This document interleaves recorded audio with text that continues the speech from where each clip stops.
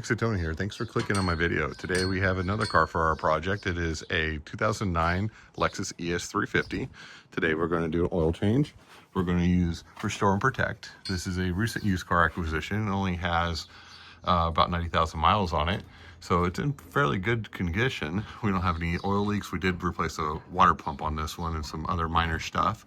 But we're going to get started here. We're going to drain the oil. We're scoped inside, see what it looks like, and the oil filter is conveniently on the bottom. We can go ahead and get that out and take a look at it also. All right, so we'll drain the oil here. It's kind of convenient having the filter down at the bottom. So I'm gonna see if we don't make a mess here. Always one-handed, looking through the camera is fun. And right about there. Oh, not too bad. Not a mess like the other one.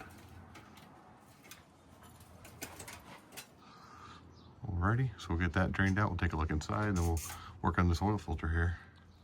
So anybody who hasn't done this before, you're gonna take this cap off here. And if you don't have this tool, sometimes they give you a plastic tool with the filter. The easiest thing is to get one of these tools that works better because you can control the oil flow. We're gonna drain the housing. So what we're gonna do is put this on, like so. And then we're going to put the tube into the drain here. So pull this way so that this thing's gonna fight me a little bit. There we go. And then we're just gonna turn this. What this is gonna do is force the little plunger inside up, and you'll see the oil flow out of it. And we'll let this fill up, this drain out, so when we take this oil filter off, it doesn't put oil everywhere. Alrighty, so we're gonna take a look in here and see what we have going on. See if it's ugly or not ugly. Sorry, I got a little bit of a reflection going. Normally what you would expect. No wear and tear in there. Just a lot of varnish. Got that yellowish color from the varnish. You can see the pump pickup right there. So we can probably benefit from cleaning up all this varnish. There's the oil pickup tube right there. So it's not horrible. Actually looks really good inside. But we'll see if we can get the Restore and Protect to remove this varnish for us. All right, we're finished draining. Got the drain plug. We'll go ahead and torque her down here. Click, click. All right, we got it. And now we're gonna remove our tube. We got all the oil drained out of there. Do the reverse of how we installed it, and then we'll take this filter housing off. Okay, so you wanna use the remover tool. If you don't have one, I'll have it in the description. And you just break her loose, and then you can take her off the rest of the way by hand. We'll move our oil catch tube underneath that, and we'll go ahead and remove this bad boy. All right, so this is the housing you'll get off. I have the oil filter up above. We'll look at that in a minute. What I'm gonna do is get like a pick tool, and you're just gonna grab your ring, O-ring here, throw that away, and then there's gonna be another one down here. You're gonna pick that one out and throw that one away. And then we're going to lubricate these two and put them on where the other ones came off. And we'll put our oil filter. There's no up or down, doesn't make any difference. Just slides right on. I just wanna make sure it's clean on the inside, which there's no residue or deposits. So that's a good sign.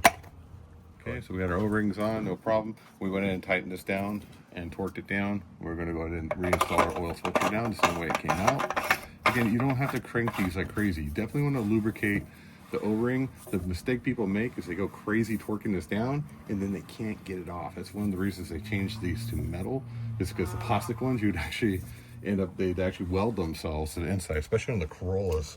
This is where I've experienced this issue, and it is no fun to deal with, let me put it that way. So we're gonna put this on here, just nice and tight, nothing crazy, and then we're done. All right, so we have our oil filter. This looks like a factory filter, actually. It's probably not the dealer. We see nothing that can be concerned about. It's in good shape. It's what you normally expect from a paper filter. So we're good here. No pre-existing issues. The oil is regular amount dirty. So we'll move on to the next part.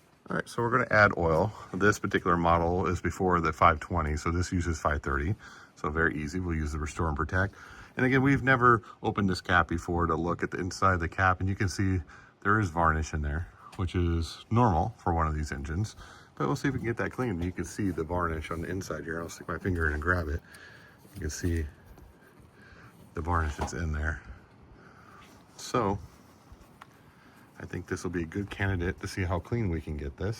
This isn't consuming any oil that we know of so far, so it won't be that issue. I'll stick our finger in here on top of the cam barrier, sorry, cam carrier, and you can see, yeah, there's a lot of varnish in there, and you can see what that looks like. clean some of it off, but I'm not going to take any more off because we want to see the before and after. So we're going to go ahead and add 6.5 quarts and get her started. All right, we're going to go ahead and add 6.5 quarts. So this is a 5-quart jug. Again, we're still waiting on our resupply, so it's going to be a little while. So we're paying $30 a 5-gallon jug, 5-quart jug, just like everybody else.